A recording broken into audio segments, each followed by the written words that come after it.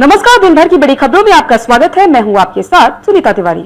आज के इस बुलेटिन में बात करेंगे गैस सिलेंडरों की आपूर्ति को लेकर मची अफरा तफरी के बीच सरकार का आया बयान। पेट्रोलियम मंत्री हरदीप सिंह पुरी बोले, देश में अभी पर्याप्त पेट्रोल, डीजल और गैस। फिर बात करेंगे बीजेपी नेता निशिकांत दुबे ने संसद के मकर द्वार पर चाय बिस्किट खाने को लेकर राहुल गांधी को घेरा। बोले, ये कोई पिकनिक स्पॉट नहीं। और बुलेटिन के आखिर में बात होगी, जंग के बीच ईरान ने मांगी भारत से मदद। विदेश मंत्री अजय शंकर ने किया बड़ा वादा। बोले, हम अंतर्राष्ट्रीय क्षेत्र मंचों पर सहयोग आगे बढ़ाने के लिए तत्पर। लेकिन दिन भर की बड़ी खबरों से पहले एक नजर आज की सुर्खियों पर। विदेश मंत्री अजय शंकर और ईरान के विदेश मंत्री सैयद अब्बास अरागची के बीच चौथी बार बातचीत। ब्रिक्स को लेकर हुई चर्चा।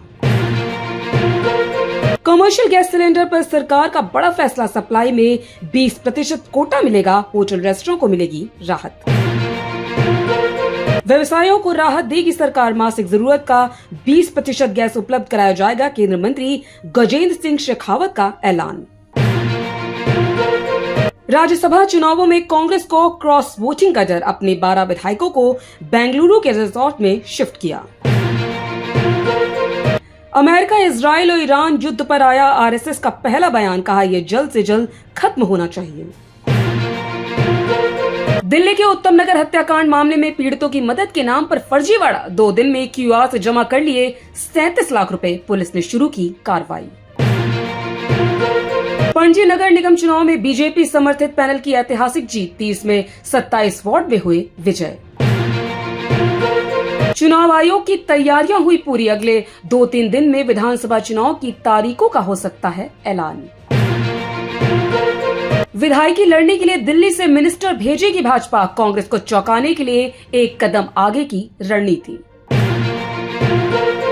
ईरान ने एयरक्राफ्ट कैरियर अब्राहम लिंकन पर मिसाइल अटैक का किया दावा। यूएस बोला, खतरा नाकाम किया गया।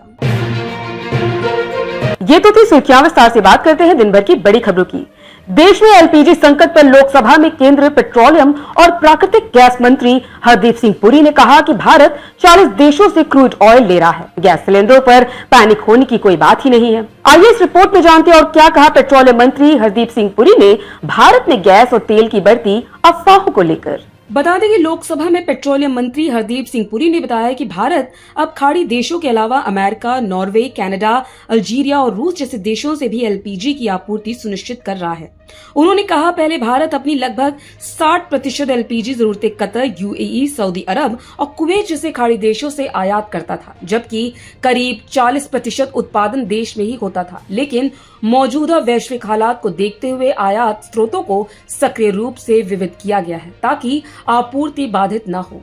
संसद में पेट्रोलियम मंत्री ने आगे कहा कि इजराइल, अमेरिका और ईरान के बीच जारी युद्ध के कारण वैश्विक ऊर्जा आपूर्ति पर असर पड़ रहा है। इस जंग के चलते होर्मुज जलडब्रू मध्य से गुजरने वाला मार्ग प्रभावित हुआ है। इस दौरान मोदी सरकार में मंत्री हरदीप सिंह पुरी ने भरोसा दिलाया कि भारत की कच्चे तेल की आपूर्ति पूरी तरह सुरक्षित है। उन्होंने कहा, संकट से पहले भारत के लगभग 45% कच्चे तेल का आयात होर्मुज मार्ग से होता था, लेकिन अब वैकल्पिक स्रोतों से इतनी मात्रा सुनिश्चित कर ली गई है और उस मार्ग से मिलने वाली आपूर्ति से ही अधिक है। वर्तमान में भारत के कुल कच्चे तेल आयात में गैर होर्मुज स्रोतों की हिस्सेदारी बढ़कर लगभग 70% हो गई, जो पहले 55% थी। उन्होंने बताया कि भारत अब 40 देशों से कच्चा तेल खरीद रहा है, जबकि 2006 और 2007 में यह संख्या 27 थी।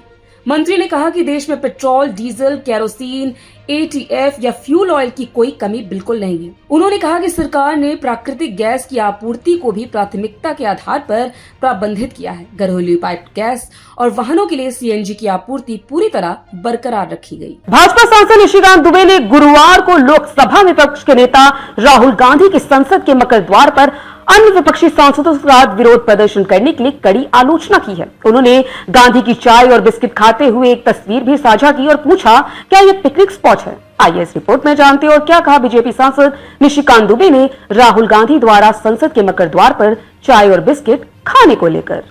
भाजपा सांसद निशिकांत दुबे ने लोकसभा में आरोप लगाया कि नेता प्रतिपक्ष राहुल गांधी ने लोकसभा अध्यक्ष के दिए आदेश का उल्लंघन करते हुए संसद भवन के मकर द्वार पर पिकनिक मनाई है। उन्होंने आसन से आग्रह किया कि इसे लेकर राहुल गांधी के खिलाफ कार्रवाई होनी चाहिए।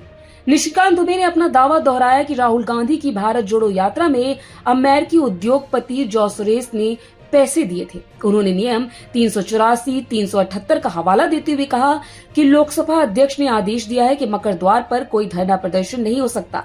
यह संसद पिकनिक स्थल बिल्कुल नहीं है। राहुल संसद के मकर द्वार पर बैठकर पिकनिक मना रहे हैं, चाय पी रहे हैं, बिस्किट खा रहे हैं।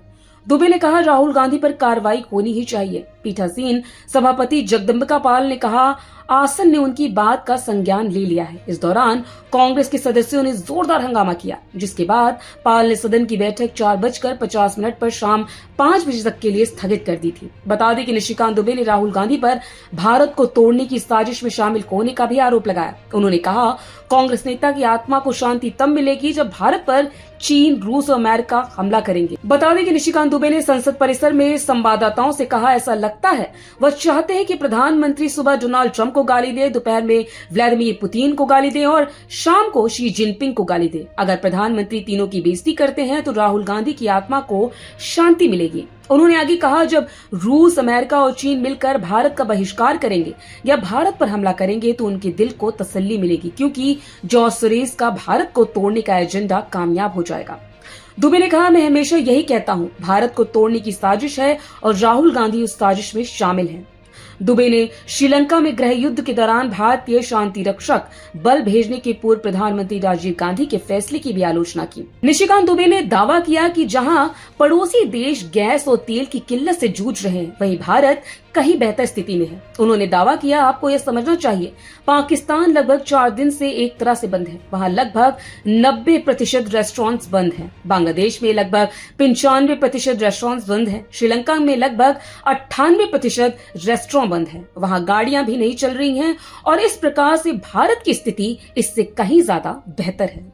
ईरान और भारत के बीच मौजूदा क्षेत्रीय और अंतर्राष्ट्रीय हालात को लेकर उच्च स्तर पर बातचीत हुई है। ईरान के विदेश मंत्री सैयद अब्बास अराक्ची ने भारत के विदेश मंत्री अजय शंकर से फोन पर बातचीत पर मध्य पूर्व की स्थिति, वैश्विक सुरक्षा और द्विपक्षीय व बहुपक्षीय सहयोग जैसे मुद्दों पर चर्चा की। आइए इस रिपोर्ट में जानते हैं क्या कुछ है इस पूरी खबर में। बता दें कि फोन पर हुई इस बातचीत में ईरान के विदेश मंत्री सैयद अब्बास अराक्ची ने भारत के विदेश मंत्री अजय शंकर के साथ क्षेत्रीय और अंतर्राष्ट्रीय घटनाक्रम पर विस्तार से चर्चा की। अराक्ची ने अपने भारतीय समकक्ष को अमेरिका और जियोनिस्ट शासन द्वारा ईरान के खिलाफ किए गए हमलों और अपराधों से उत्पन्न ताजा हालात के बारे में भी जानकारी दी। उन्होंने बताया कि इन घटनाओं के कारण क्षेत्र और दुनिया की स्थिरता और सुरक्षा पर असर पड़ा है। ईरान के विदेश मंत्री ने कहा कि उनकी सरकार जनता और सशस्त्र बल आक्रमणकारियों के खिलाफ आत्मरक्षा के वैध अधिकार का इस्तेमाल करने के लिए पूरी तरह दृढ़ है। अराक्ची ने अंतर्राष्ट्रीय और क्षेत्र मंचों तथा संगठनों से ईरान के खिलाफ सैन्य आक्रमण की निंदा करने की आवश्यकता पर भी जोर दिया। उन्होंने बहुपक्षीय सहयोग के मंच के रूप में ब्रिक्स की भूमिका और महत्व का उल्लेख करते हुए कहा कि मौजूदा समय में इस संगठन को क्षेत्र और दुनिया की स्थिरता तथा सुरक्षा का समर्थन करने के लिए रचनात्मक भूमिका निभानी चाहिए। इस बातचीत के दौरान भारत के विदेश मंत्री एस जयशंकर ने क्षेत्रीय और अंतर्राष्ट्रीय मंचों पर द्विपक्षीय और बहुपक्षीय सहयोग को आगे बढ़ाने के लिए अपने देश की तत्परता व्यक्त की। जयशंकर ने ये भी कहा कि क्षेत्र में स्थिरता और टिकाऊ सुरक्षा को मजबूत करने का रास्ता खोजना सभी के लिए एक सामूहिक आवश्यकता है। तो आज इस बुलेटिन में इतना ही। आप देखते रहिए द लोकसभा।